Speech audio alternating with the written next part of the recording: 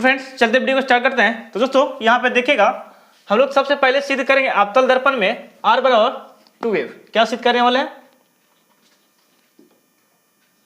अवतल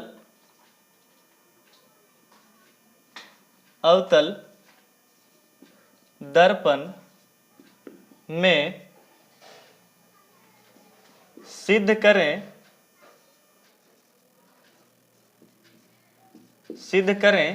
कि R बराबर 2F या F बराबर R/2। ये आप लोग को फॉर्मूला प्रूफ करके दिखाना है और ये बिहार बोर्ड एग्जाम में आप लोग को 5 मार्क्स दिलाने वाला है। ठीक है, तो इसे हम लोग कोई पर नोट करना स्टार्ट कर दो। यहाँ पे हम लोग प्रूफ करने वाले एक एक करके दोनों फार्मूला को, अवतल दर्पण में भी और उत्तल दर्पण में भी। तो सबसे पहले हम इसमें प्रूफ करने से पहले आप लोग एक बात इसमें समझाना चाहते हैं जो कि एग्जाम में आपसे पूछा जा सकता है। आपसे पूछ सकता है क्वेश्चन, वहां पे ये रहेगा ऑब्जेक्टिव नहीं तो सब्जेक्टिव पूछ सकता है। आपसे ये पूछ सकता है कि R जो है यानी कि वक्रता त्रिज्या जो है 2F ऐसे लिखा रहेगा। तो आपसे ये पूछेगा कि वक्रता त्रिज्या और फोकस में क्या संबंध है, क्या रिलेशन है। तो रिलेशन आप लोग बताइए इस प्रकार कि वक्रता त्रिज्या फोकस की दुगनी होती है। आपसे संबंध पूछा जाएगा, आपसे ये पूछा जाएगा वक्रता त्रिज्या और फोकस में क्या संबंध होती है। तो आप लोग लिख सकते हैं कि वक्रता त्रिज्या और वक्रता त्रिज्या फोकस की दुगनी होती है, ये संबंध लिख सकते हैं। या इसके संबंध को दूसरे तरीका से भी लिख सकते हैं, F बराबर R/2। F बराबर R/2 ये क्या बोल सकते हैं, फोकस जो होती है वक्रता त्रिज्या की आधी होती है। क्या होती है? आधी। इसको हम लोग इस प्रकार पढ़ सकते हैं, फोकस जो होती है वक्रता त्रिज्या की आधी होती है। तो ये दोनों रिलेशन आप लिख सकते हैं, दोनों आपका सही है। संबंध पूछेगा तो ये पूछना ही पूछना है, ऑब्जेक्टिव में पूछ देता है, नहीं तो सब्जेक्टिव में पूछा जाता है। तो ये रिलेशन आप लोग समझ गए वक्रता त्रिज्या और फोकस में। अब यहाँ पे देखिए हम लोग फार्मूला प्रूफ करने वाले अवतल दर्पण में R/2F या F R/2। यहां से देखिए दोस्तों, सबसे पहले हम दर्पण का निर्माण करेंगे। तो यहाँ पे देखिएगा, ये जो दर्पण यहाँ पे इस प्रकार ड्रॉ कर रहे हैं वो कौन सा दर्पण है। आप लोग कमेंट करके बताइए कमेंट सेक्शन में ये कौन सा दर्पण बनने वाला है। तो ये दर्पण जो बन रहा है आप लोग कमेंट में लिखकर बताइए। तो ये दर्पण जो है आपका अवतल बना रहे हैं। क्या बना रहे हैं? अवतल। तो अवतल में आप लोग को पता होगा कि ये उठा वाला भाग को क्या आता है? रंगा जाता है। तो इस वाला भाग को हम इस प्रकार रंग दिए, इसे हम लोग रजतित भाग बोलते हैं। क्या बोलते हैं? रजतित भाग। या इस सतह को एक और नाम से बोलते हैं अपवर्तक सतह, यानी कि रंगा वाला भाग को अपवर्तक सतह बोलते हैं, ये उठा वाला भाग को क्या बोलते हैं? अपवर्तक सतह, जिसको हम लोग कलर कर दिए। ओके, अब यहाँ पे एक सवाल और उठ रहा होगा कि धासा वाला भाग को क्या बोलते हैं? धासा वाला भाग को प्रवर्तक सतह कहा जाता है। तो इसे प्रवर्तक सतह का नाम लिख सकते हैं आप लोग, इसे अपवर्तक सतह का नाम। ये फुल डिटेल्स में आप लोग को पार्ट 2 में बताया गया है, आप लोग जाकर देखिएगा। वहाँ पे पार्ट 2 या पार्ट 3 में हम लोग उसमें देखे थे, तो आप लोग जाके देख सकते हैं इसके बारे में। अवतल दर्पण का निर्माण किस प्रकार हुआ, F क्या, फोकस क्या होती है, ये सारी बातें मैंने बता के रखा है वीडियो में, प्ले लिस्ट में जाकर देख सकते हैं। अब यहाँ पे देखिए इस प्रकार एक लाइन ड्रॉ करते हैं इसके बीच में। तो ये जो लाइन है इसी को इंग्लिश में बोलते हैं प्रिंसिपल एक्सिस। क्या बोलते हैं? Principal axis. ये प्रिंसिपल एक्सिस जो है इसी को हम लोग हिंदी में बोलते हैं मुख्य अक्ष या प्रधान अक्ष। तो ये मुख्य अक्ष या प्रधान अक्ष हो गया। अब यहाँ पे ये जहाँ पे प्रिंसिपल एक्सिस मिल रहा है जिस बिंदु पे, उस बिंदु को हम लोग नाम देते हैं P। इसी को हिंदी में ध्रुव कहा जाता है। क्या कहते हैं? ध्रुव। और ये वाला हिस्सा जो है, ये वाला पॉइंट, इसे हम लोग F से लिखते हैं। और ये जो आपका है वक्रता केंद्र यानी कि C से हम लोग लिखते हैं। इतना तक आप लोग को फिगर में समझना है। अब इस फिगर के द्वारा हम डायग्राम को यहाँ पे देने वाले हैं। यहाँ पे देखिए दोस्तों, ये प्रधान अक्ष है जिसको हम लोग मुख्य अक्ष कह रहे हैं, इसी के समांतर एक आपतित किरण अनंत से हम लोग लेकर आ रहे हैं। ये जो आपका किरण है आपतित किरण है, इस प्रकार अनंत से लेकर आ रहे हैं, इसको आपतित करवा रहे हैं अनंत से। तो ये क्या किया, आपतित किरण जो यहाँ पे आ रहा है, यहाँ से बोल सकते हैं AB नाम दे देते हैं। मान लेते कि A है और ये क्या है? B, आपतित किरण हो गया। ठीक है, AB आपतित किरण है, वो कहाँ से आ रहा है? अनंत से। तो अनंत से आने के बाद दर्पण से टकराता है। तो आप लोगों को सिखाए हैं दर्पण से टकराने के बाद फोकस से होकर गुजरती है। तो यहाँ पे ये टकराने के बाद किससे होकर गुजरेगा? फोकस से। तो ये आपका F रहा। ठीक है, फोकस से होकर गुजर गया।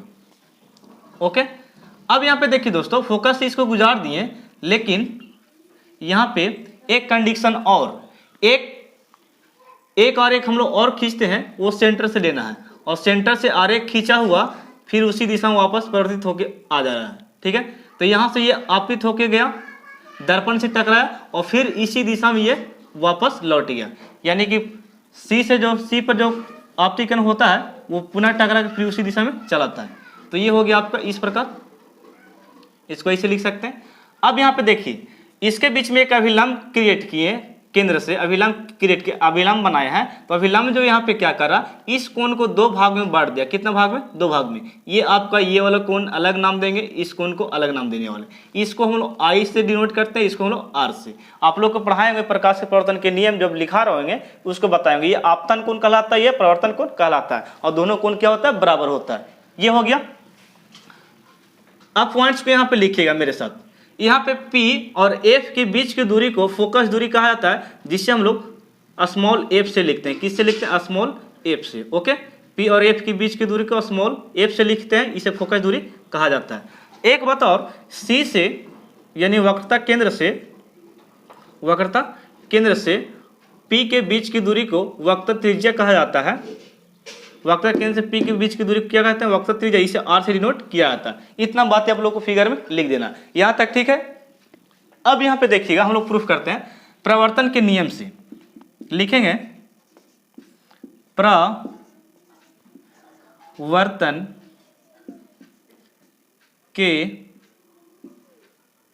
प्रवर्तन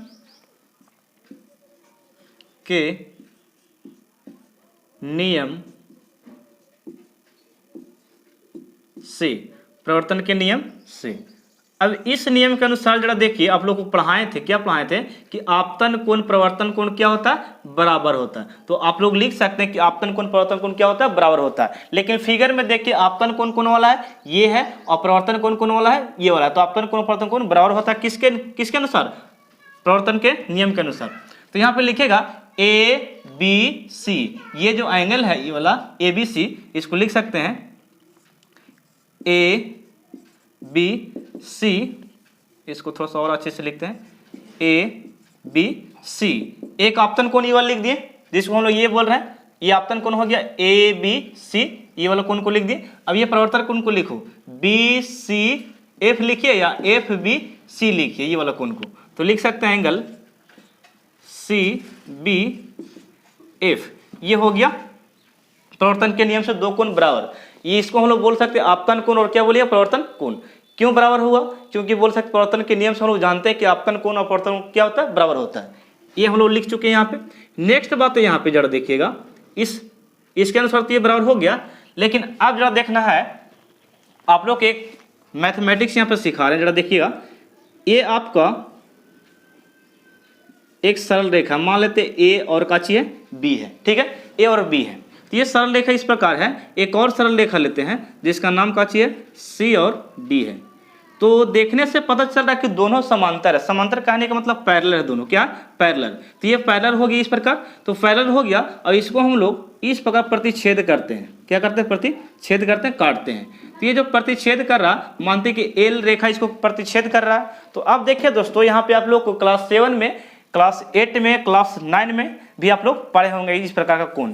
तो यहाँ पे देखिए, जब प्रतिच्छेद इस प्रकार करता है दो रेखा को इस प्रकार, तो ये वाला साइड जो है, ये वाला साइड और ये वाला साइड, इसको बोलते हैं एकांतर कोण। क्या बोलते हैं? एकांतर कोण। तो ये वाला किनारे वाला साइड जो है तिरछा तिरछी, ये एकांतर कोण बोलते हैं, और ये वाला हिस्सा को भी क्या बोलते हैं? एकांतर कोण। तो एकांतर कोण जो है, ये वाला मानते एकांतर कोण 1 है, और ये वाला एकांतर कोण 2 है। तो ये वाला दोनों बराबर होगा, यानी कि 1 बराबर क्या हो सकता है? 2।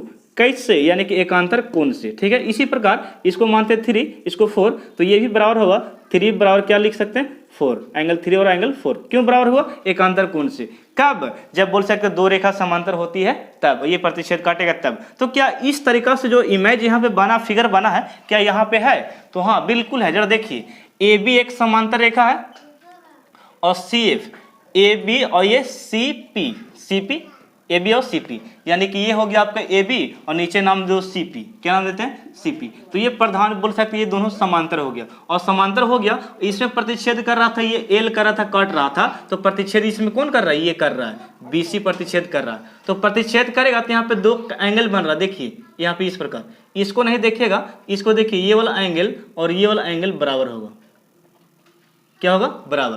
तो ये एंगल और ये एंगल बराबर, यानी कि यहाँ आई है तो यहाँ भी क्या चीज होगा, आई होगा। ठीक है, किससे हुआ, एकांतर कोण से। आप लोग देखिए जरा, ये वाला कोण और ये वाला कोण क्या हो गया, बराबर, तीसरा तिरछी। ठीक है, तो यहाँ भी केवल कोण होगा, ये वाला बराबर होगा, एकांतर कोण से हो गया। अब यहाँ पे एकांतर कोण समझ गए, इसका मतलब ये वाला कोण और ये वाला कोण हम लोग बराबर कर सकते हैं, किससे, एकांतर कोण से। तो लिखते हैं ABC लिखिएगा, तथा एंगल ABC बराबर, इस एंगल को लिखना, ये वाला इसके बराबर है, तो BCF या FCB भी लिख सकते हैं। यहाँ पे लिखिए BCF, हो गया BCF। ओके दोस्तों, BCF हो गया। अब यहाँ पे देखिएगा BCF हो गया, अब आगे हिस्सा में देखिए BCF बराबर। अब आप लोग को पता हुआ कि देखो LHS और LHS, ये वाला साइड को LHS बोला जाता है और ये वाला साइड को RHS बोलते हैं। लेफ्ट हैंड साइड ये वाला साइड को और RHS साइड को बोलते हैं राइट हैंड साइड। तो ये LHS ये RHS हो गया। अब यहाँ पे गौर करने वाली बात है कि LHS दोनों बराबर हो गए, क्या हो गया, बराबर। तो जब LHS दोनों बराबर होता है तो RHS को हम बराबर कर सकते हैं। तो लिखिएगा, चूंकि CBF बराबर BCF, ये क्यों बराबर लिखें, इसलिए बराबर लिखे क्योंकि ये दोनों बराबर है, ABC और ABC दोनों बराबर है, तो ये भी लिख सकते हैं हम लोग CBF और BCF क्या हो जाएगा, बराबर होगा, इसके कारण। ठीक है, LHS से बराबर हुआ, इसको लिखेगा RHS से बराबर, RHS से क्या हो गया, बराबर हो गया। ठीक है, अब यहाँ पे एक बात और कि यहाँ पे ये दोनों कोण, ये जो भुजा है, ये भुजा और ये भुजा को हम लोग बराबर, यहाँ पे एक नाम देने में थोड़ा सा लिखेगा, त्रिभुज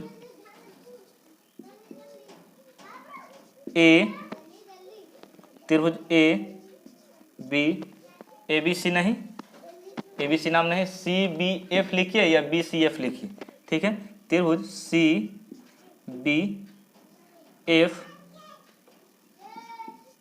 CBF एक समद्विबाहु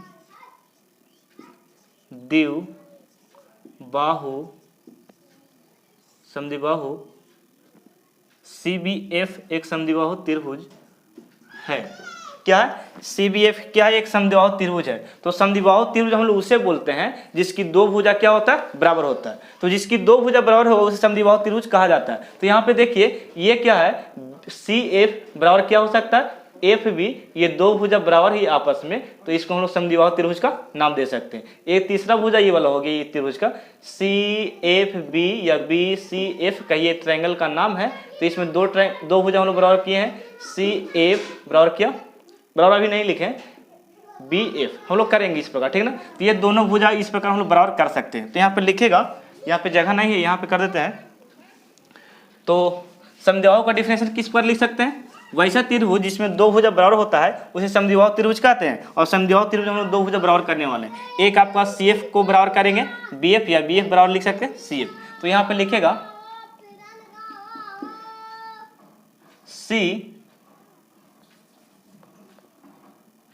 CF बराबर BF। ये क्यों बराबर हुआ, ये समद्विबाहु त्रिभुज से बराबर है, क्योंकि ये त्रिभुज को हम लोग मान लिए ये समद्विबाहु त्रिभुज है, ये वाला बीच वाला CBF बोलिए या BCF बोलिए, ये समद्विबाहु त्रिभुज है। तो इसमें दो भुजा को बराबर किए हैं, CF बराबर क्या किए, BF, ये हो गया। अब यहाँ से देखिएगा, इतना करने पर यहाँ पे लिखते हैं हम लोग, एक लैंग्वेज लिखने वाले हैं, लिखेंगे यदि B कॉमा P के निकट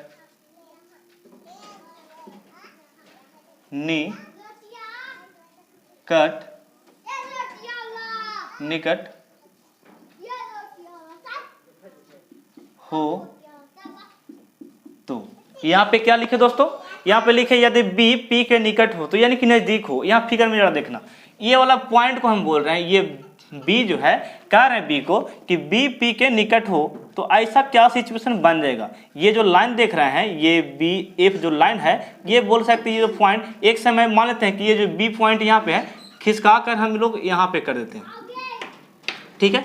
यहाँ पे बी चला आया, ठीक है। एक समय ऐसा आया कि बी को और घिसका के यहाँ पे कर दें, यानी कि यहाँ पे बिंदु रख। फिर एक समय ऐसा आया कि इसको हम लोग यहाँ पे कर दें बी को, ठीक है। इस बिंदु को बी को यहाँ लेके चले, बी को यहाँ पे लेके चले। फिर एक समय ऐसा हुआ कि बी को हम लोग यहाँ पे घिसका दिए, तो पता चला कि ये जो भुजा यहाँ पे हम लोग ला रहे थे बी एफ, ये बी एफ को यहाँ पे ला रहे थे, तो ये पी एफ के क्या हो गया बराबर, यानी बी एफ बराबर क्या हो गया पी एफ। कब होगा, जब बोल सकते बी को कहाँ लाएंगे पी के पास, किसके पी के पास लाएंगे, बी को पी के पास लाएंगे, तो बी एफ बराबर क्या हो जाएगा पी एफ। तो यहाँ पे लिख सकते हैं पी एफ बराबर बी एफ, पी एफ बराबर बी एफ हो गया। तो ये पी एफ बराबर बी एफ क्यों होगा, क्योंकि जब बी को पी के नजदीक लेकर चलाएंगे तो ये वाला हिस्सा, ये जो लाइन है यहाँ पे चलाएगा इस प्रकार, तो दोनों बराबर नहीं हो जाएगा, ये बी एफ बराबर क्या हो जाएगा पी एफ। तो लिख सकते, इसीलिए हम लिखे पी एफ बराबर क्या लिख दिए बी एफ लिख दिए, तो ये हो गया। अब यहाँ पे देखने से पता चलता है कि ये वाला साइड देखिएगा, यहाँ पे बी एफ क्या हो गया बराबर, यानी कि आर एच वाला साइड को बराबर कर दिए, ये बराबर हो गया, तो हम लोग एल एच एस को बराबर कर सकते हैं, क्योंकि मैंने यहाँ पे लिखा था कि एल एच एस साइड बराबर होगा तो आर एच एस अपने आप बराबर हो गया, ठीक है। देखो ये एल एच एस बराबर था, तो हम लोग आर एच एस को बराबर कर दिए, यहाँ पे आर एच एस से लिख दिए। अब यहाँ पे क्या बराबर हुआ है एल एच एस, तो नहीं आर एच एस बराबर है, तो ये आर एच एस बराबर है, तो इसका मतलब ये वाला भुजा को भी हम लोग बराबर कर सकते हैं। तो लिखिएगा इस प्रकार, हम लोग लिख सकते हैं सी एफ बराबर पी एफ, सी एफ बराबर पी एफ क्यों हुआ, क्योंकि ये वाला आर एच एस वाला साइड बराबर है, इसलिए हम लोग एल एच एस वाला साइड को बराबर कर सकते हैं, ये नियम है, आप लोग याद रखना, ठीक है। तो हम लोग लिखेंगे ये किससे बराबर हो गया एल एच एस से, यानी कि लेफ्ट हैंड साइड से, यानी आर एच एस बराबर था तो एल एच साइड को हम लोग बराबर कर दिए, लेफ्ट हैंड साइड से बराबर हो गई, ओके। अब यहाँ पे देखिए दोस्तों, थोड़ा सा हम लोग यहाँ पे क्या करने वाले हैं, ये पी एफ है, क्या ये पी एफ है, तो यहाँ पे C और P है, CP को, ये CP को है, CP को हम लोग 2 से भागा देते हैं, कितना से भागा देते हैं, देखिए ये CP पूरा है, मान लेते हैं कि ये वाला C है और ये क्या चाहिए आपका P है, C और P, और बीच वाला भाग में क्या चाहिए F है, ठीक है। ये आपका F है, इरेज हो जाओ, हाँ। तो ये CF और ये PF, हम लोग यहाँ पे थोड़ा सा आप लोग समझाने के लिए ऐसा कर रहे हैं, ठीक है। यहाँ पे देखिए ये 2 बराबर भाग है, ये वाला बराबर भाग है, इतना बराबर भाग है, ठीक है। तो हम लोग क्या कर रहे हैं कि ये वाला भाग को काट रहे हैं, ये वाला भाग को हिस्सा को काट रहे हैं, यानी कि टोटल मान लीजिए कि यहाँ से यहाँ तक 100 है, कितना 100 है, ठीक है। तो 100 है, इसको हम लोग 2 से डिवाइड करते हैं, 100 को 2 से डिवाइड करते हैं 100 को, तो कितना बचेगा 50, यानी कि 50 यहाँ भी 50 यहाँ भी बचेगा, ओके। तो हम लोग 2 से काट रहे हैं, तो ये वाला भाग को कट जाएगा, तो बचेगा कौन मेरा भाग, ये वाला बचेगा। इसका मतलब ये हुआ कि 100 में 2 से भागा दे रहे थे, इसका मतलब CP में भागा, यहाँ पे CP टोटल है, टोटल कितना CP, टोटल CP है, इसको 2 से डिवाइड कीजिएगा, इसको CP को 2 से डिवाइड कीजिएगा, तो एक हिस्सा कटेगा और एक हिस्सा बच जाएगा। तो यहाँ पे जरा देखना कहाँ पे लिखे हैं, यहाँ CF को CF रह देते हैं उसी प्रकार, लेकिन PF को लिखने के लिए यहाँ से क्या कर रहे हैं, नहीं तो इसको हम लोग घटा भी सकते, नहीं घटाएगा नहीं, घटाएंगे तो गड़बड़ हो जाएगा। यहाँ पे देखिए ये वाला भाग को काट रहे हैं, CP को CF को काट दें तो ये वाला भाग को बच गया, ठीक है। अब यहाँ पे लिख सकते हैं CP बटा 2, इसको लिख रहे हैं CP बटा 2 लिख दिए, ऐसा क्यों, क्योंकि CP में अगर 2 से भागा दे, ये वाला भाग को हटा दें तो बचेगा कौन PF, इसका मतलब CP में भागा 2 से दिए तो कट गया ये वाला भाग, ये वाला हिस्सा कट गया, C और F कट गया, बचा कौन PF बचा। तो PF को दर्शाने के लिए हम लोग इसमें डिवाइड कर दिए, बड़ा वाला में डिवाइड किए, छोटा काट दिए, बच गया मेरा ये वाला हिस्सा, यानी कि PF आपका बच गया, 2 से डिवाइड किए तब बचा, ठीक है। अब आगे देखिएगा ऐसा करने से क्या हुआ से, ओके। अब यहाँ पे देखना CF का कहीं पे मान हम लोग लिखे हैं, ठीक है, CF का मान हम लोग थोड़ा सा उल्टा लिख दिए यहाँ पर, ओके। इसके हम लोग CF को लिखना चाहिए था, ओके। यहाँ पे या करके थोड़ा सा पलट के इसी को लिखो, या पी एफ बराबर सी एफ। ठीक है, तो पी एफ का वैल्यू कितना है जरा देखिएगा, पी और एफ लेकर यहाँ से यहाँ तक आपका हो गया छोटा एफ। देखिए पी यहाँ से यहाँ तक क्या स्मॉल एफ है, स्मॉल एफ से लिख दिए हम लोग यहाँ पे। अब सी एफ को लिखना है तो सी एफ को वही बात बोले कि पी सी में से अगर इसको काट दें आधा भाग को तो यहाँ पे लिखिएगा सी पी बटा 2, यानी सी पी बटा 2 बड़ा में से अगर ये वाला भाग को काट देते पी एफ को काट देते हैं तो बचेगा कौन, सी एफ बचेगा। इसीलिए सी एफ को दर्शाने के लिए दोस्तों, सी एफ को लिखने के लिए हम लोग 2 से डिवाइड किस में किए, सी पी में किए। तो अब यहाँ पे देखिए ऐसा करने से क्या हो गया, सी पी का वैल्यू, सी और पी का वैल्यू कितना है आर, तो यहाँ पे लिखेंगे आर और बट्टा में कितना 2। तो देखो आपको फार्मूला प्रूफ हो चुका, ये आपका फार्मूला देखो ये वाला चला है। तो इसी को या करके लिखिएगा आर बराबर 2f। तो ये वाला फार्मूला प्रूफ हो गया। कैसे यहाँ पे हो गया आर बराबर 2f, इसके नीचे 1 है तो यहाँ पे आर में 1 से गुना कीजिएगा आर होगा, ये कैसे गुना, ये वाला इस प्रकार कर सकते हैं, ये वाला इससे गुना किए तो ये आर में 1 से किए आर हो गया और एफ में 2 से किए 2f हो गया, यानी ये आपका फार्मूला प्रूफ हो चुका है। ठीक है, तो आप लोग यहीं तक रोक सकते हैं, नहीं तो यहाँ तक प्रूफ कर सकते हैं। तो ये रहा प्रूफ, आप लोग को अगर अच्छा लगा हो तो एक लाइक कर सकते हैं, कमेंट कर सकते हैं। तो हम लोग अगले प्रूफ में मिलते हैं, फिलहाल के लिए आप लोग इसे स्क्रीनशॉट ले लीजिए। और एक बात मैं आप लोग को बताना चाहूँगा, नेक्स्ट आप लोग को उत्तल बताने वाले हैं, तो अगर चैनल पर वो नए हैं तो चैनल को सब्सक्राइब कर सकते हैं और शेयर कर सकते हैं और अपने दोस्तों को बता सकते हैं। ठीक है, तो इस स्क्रीनशॉट सिद्ध कर लेते हैं उत्तल दर्पण में। यहाँ पे लिखा है उत्तल दर्पण में सिद्ध करें कि आर बराबर 2f या एफ बराबर आर बटा 2। इसके रिलेशन को हम लोग समझ चुके हैं, इसके संबंध को हम लोग समझ चुके हैं। अब हम लोग प्रूफ करने वाले उत्तल दर्पण में। ओके, तो यहाँ पे एक वर्ड जो लिखा सिद्ध करें, आपको एग्जाम में या बोल सकते हैं गाइड में आपको लिखा हो प्रमाणित करें, तो कंफ्यूज नहीं होना है आप लोगों को। तो यहाँ पे प्रमाणित भी लिखा जा सकता है और सिद्ध करे भी लिखा जा सकता है। ठीक है, तो इसका कोई गड़बड़ी नहीं करना चाहिए आप लोग क्वेश्चन में, तो ये आप लोग समझिएगा। सिद्ध करें क्या जानिएगा, प्रमाणित करें या सिद्ध करें, दोनों बात एक ही है। यहाँ पे देखिए फिगर सबसे पहले हम ड्रॉ कर लेते हैं उत्तल दर्पण। ठीक है ना, ये आपका उत्तल दर्पण है। ठीक है, तो ये आपका उत्तल दर्पण हो गया दोस्तों, उत्तल दर्पण हो गया। यहाँ पे ये आपका उत्तल दर्पण है और उत्तल दर्पण में देखिए ये वाला भाग को इस प्रकार हम ड्रॉ करते हैं, खींच लेते हैं। ठीक है, ड्रॉ कर दिए, खींच लिए, और ये वाला भाग को हम लोग क्या बोलते हैं P, और ये वाला भाग को क्या बोलते हैं F, और ये वाला पॉइंट को क्या बोलते हैं C। Okay, PFC।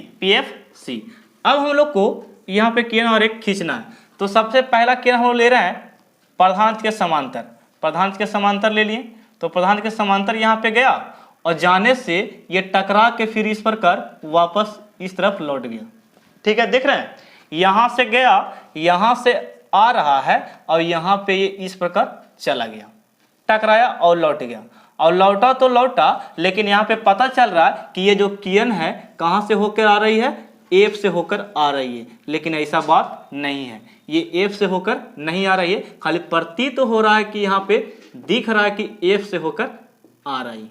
ठीक ना, तो इसको डॉट करके आप लोग लिखिएगा, यहाँ पे हो गया। हम लोग एक किरण और यहां से सी से लेते हैं। ठीक है, सी को इस प्रकार यहां पे मिलाएं,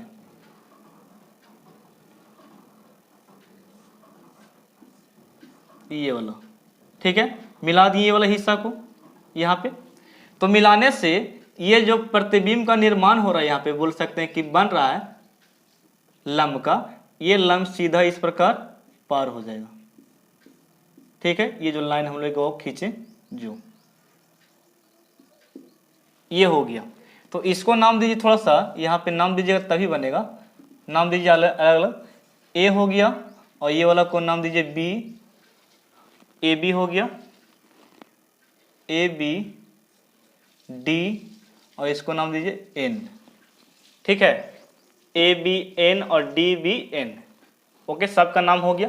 अब यहाँ पे देखिए आपतित किरण जा रहा था, तो ये वाला कोण को आई से और ये वाला कोण को आर से, ये परिवर्तन कोण हो गया, ये क्या हो गया आपतन कोण। तो परिवर्तन कोण आपतन कोण ये वाला हो गया दोनों। अब यहाँ पे देखिएगा तो ये वाला कोण किसका है जरा बताइएगा। तो ये आपको ये वाला हिस्सा का है कोण। ठीक है, और ये आपका संगत कोण यहाँ पे आ गया। ये वाला संगत कोण I, और ये वाला हो गया सम्मुख कोण से R। ठीक है, हम लोग इस प्रकार लिख सकते हैं। चलिए डिनोट हो गया यहाँ पे। अब यहाँ पे देखना नेक्स्ट बात है, P और F से दूरी को, P और F से दूरी को फोकस दूरी कहते हैं। तो ये F रहा यहाँ तक, तो इसे हम लोग फोकस दूरी को हम लोग छोटा f से लिखते हैं, फोकस दूरी हो गया। और P से C की बीच की दूरी को हम लोग R से लिखते हैं। किससे लिखते हैं? R से। तो ये आपका R हो गया। ठीक है, R हो गया यहाँ पे। तो यहाँ पे देखिए दोस्तों, P से F की दूरी को फोकस दूरी कहते हैं, F से लिख दिए, और P से C की दूरी क्या बोलते हैं? वक्रता त्रिज्या हो गया। अब यहाँ पे देखना प्रवर्तन के नियम से हम लोग चलने वाले हैं। प्रवर्तन के नियम से, प्रवर्तन के नियम से, तो प्रवर्तन के नियम से हम लोग यहाँ पे चलेंगे तो आपतन कोण और प्रवर्तन कोण क्या होगा? बराबर होगा।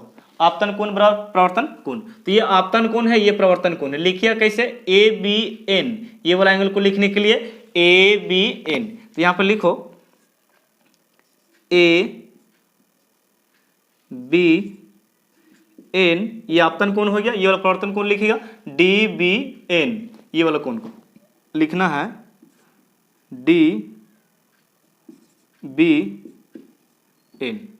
ये हो गया। अब यहाँ पे देखिएगा ये वाला कोण, ये वाला कोण संगत कोण से हम लोग बराबर करने वाले हैं। ठीक है, तो लिखिएगा फिर से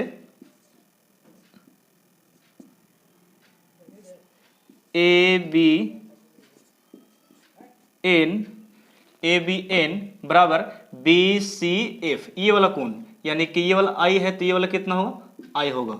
तो किससे होगा वो बताते हैं।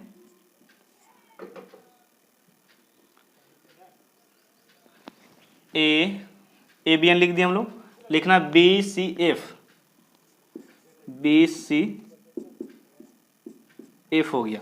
तो ये किससे हो गया? संगत कोण से, संगत कोण से, संगत कोण से। संगत कोण समझते हैं पहले। यहाँ पे देखिए ये L एक रेखा है और ये क्या चीज है? M एक रेखाखंड है। L और M क्या है? रेखा खंड है यहाँ पे। तो L और M रेखा खंड है और इसको एक रेखा इस प्रकार प्रतिच्छेद कर रहा है, काट रहा है। तो यहाँ पे जरा देखना ध्यान से, L और M समांतर रेखा खंड हो गया और इसको इस प्रकार प्रतिच्छेद किया, काटा। तो यहाँ पे संगत कोण जरा देखे कौन वाला होगा? तो संगत कोण ये ऊपर में है तो ये संगत कोण कहला गया, ये संगत कोण इसका कहला देगा।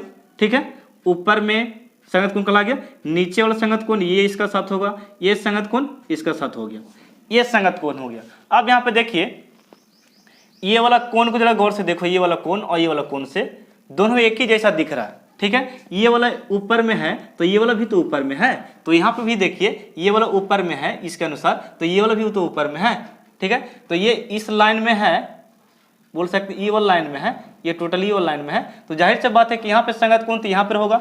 ये वाला लाइन देखिए, ये वाला गौर से, ये आपका है ये वाला हिस्सा, तो ये कोण और ये कोण का हो गया? संगत कोण से बराबर हो गया। तो यहाँ पे देखिए ये वाला कोण और ये वाला कोण संगत कोण से बराबर हो गया, I बराबर हो गया। ठीक है, तो इसलिए लिखा संगत कोण से बराबर। अब यहाँ पे एक बात और सिखाते हैं कि जब LHS बराबर होता है तो RHS को बराबर हम लोग कर सकते हैं। तो यहाँ पे लिखेगा चूंकि एंगल DBN बराबर BCF, ये किससे हुआ? LHS जब बराबर हुआ तो RHS से ये वाला बराबर हो गया, RHS से क्या हो गया? बराबर। ओके, पता चला कैसे बराबर हुआ कि LHS साइड जब बराबर होता है तो RHS वाला साइड को हम लोग बराबर कर सकते हैं। और ये संगत कोण क्यों हुआ आप लोग को बताया अभी। ठीक है, ऊपर वाला कोण मिल रहा है, संगत कोण ऊपर कहलाता है, ऊपर में ऊपर संगत कोण और नीचे में नीचे, नीचे में नीचे, जो कि यहाँ पे सेम टू सेम देख सकते हैं। इस रेखाखंड को इस प्रकार गौर से देखिए तो ये वाला कोण, ये वाला कोण दोनों बोल सकते हो ऊपर की ओर बन रहा है। ठीक है, तो ये संगत कोण आपका हो गया, एक ही लाइन पे है इसलिए, एक लाइन पर छेद कर रहा है इसलिए। ठीक है, संगत कोण हो गया दोस्तों। अब लोग संगत कोण समझ गए किस प्रकार लिखा गया। अब यहाँ पे देखिएगा हम लोग मानते हैं इसको, ये वाला को, ये आपका एक भुजा है और एक भुजा देखो ये वाला है BCFC को। ठीक है, ये इरेज हो रहा है FC को। तो ये वाला भुजा को हम लोग बराबर कर लिए, कब होगा, जब देखिए यहाँ पे लिखेंगे, यहाँ पे दिख नहीं रहा आप लोग को, यहाँ पे जरा लिखते हैं,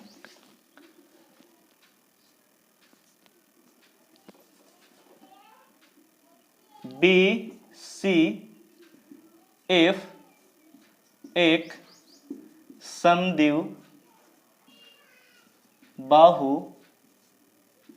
त्रिभुज है। BCF क्या है, एक समद्विबाहु त्रिभुज है। और समद्विबाहु त्रिभुज में आप लोग जानते हैं कि दोनों भुजा क्या होता है, बराबर होता है, तब वो त्रिभुज को क्या बोलते हैं, दो भुजा का बराबर होगा तो उस त्रिभुज को क्या बोलते हैं, समद्विबाहु त्रिभुज कहा जाता है। तो ये समद्विबाहु त्रिभुज हो गया, आप लोग देख लें, और इसमें हम लोग दो भुजा को बराबर करने वाले हैं, जरा देखना, ठीक है, दो भुजा। तो दो भुजा कौन वाला है, एक BCF है, BF एक भुजा है, और FC है, या CF लिख सकते हैं। तो लिखिएगा CF लिख दिए, या FC भी लिख सकता, कोई दिक्कत नहीं। CF बराबर क्या हो गया, BF। CF बराबर क्या हो गया, BF। क्यों हुआ, क्योंकि हम लोग समद्विबाहु त्रिभुज इसको मान लिया, BCF को समद्विबाहु मान लिया, तो दो भुजा इन लोग को बराबर होगा, चाहे ये वाला कर लीजिए दो बराबर, चाहे ये वाला दो बराबर कर लीजिए। तो हम लोग को जो काम है यहाँ पे भुजा का, उसी भुजा को हम लोग बराबर किए हैं। तो ये भुजा का काम था, इसको काम था, इसलिए दोनों को भुजा को हम लोग बराबर किए, ठीक है। तो ये हो गया। अब यहाँ पे देखिए दोस्तों, ये लिखने के बाद आप लोग देखिएगा कि ये जो है, आप लोग को समझाएं अवतल दर्पण में कि ये जो लाइन है यहाँ पे देख रहे हैं, बी और एफ जो लाइन यहाँ पे क्रिएट है ये वाला, इसको मान लेते हैं, ये जो बी पॉइंट यहाँ पे बना है, बी पॉइंट किसी कारणवश यहाँ पे घिसका के लेकर चलाएं, यानी कि ये जो है ये पॉइंट यहाँ पे चले, बी यहाँ से उठकर यहाँ चले, ठीक है, मान लिया जाए। मान लिए, अभी भी नहीं मानना आपको, फिर बी जो पॉइंट यहाँ था, फिर इसको घिसका कर नीचे लाकर यहाँ पे कर दीजिए, ठीक है, इस प्रकार लेकर चलाएं, ओके, इसको यहाँ पे लेकर चलाएं। अभी भी काम बना नहीं, एक समय ऐसा आएगा कि इसको हम लोग यहाँ पे लेकर चलाएं, ठीक है, अभी भी काम नहीं बना। इस बिंदु को, बी जो बिंदु इस प्रकार आ रहा है नीचे, एक समय ऐसा आएगा कि यहाँ पे अगर लेकर चलाते हैं, पी के नजदीक लेकर चलाते हैं, पी के निकट लेकर चलाते हैं, तो पता चलता है हमको कि BF बराबर काचे हो जाता है PF, क्योंकि ये वाला जब यहाँ पे चला आएगा दोनों बराबर नहीं होगा, BF बराबर क्या हो जाएगा PF। तो वही बात आप लोग को सिखा रहे हैं यहाँ पे। तो लिखिएगा, यदि BP के निकट हो तो, यदि बी पी के निकट हो तो यहाँ पे बी और पी के निकट होगा तो कंडीशन आप लोग को पढ़ा चुके हैं, अभी बताएं, चिल्ला के बता रहे हैं आप लोगों को कि ये जो आपका है BF जो है PF के नजदीक चलाएगा, बी जो है P के नजदीक चलाएगा, तो ये वाला साइड अपने आप बराबर हो जाएगा, BF बराबर क्या हो जाएगा PF। तो लिख सकते हैं आप लोग PF बराबर BF।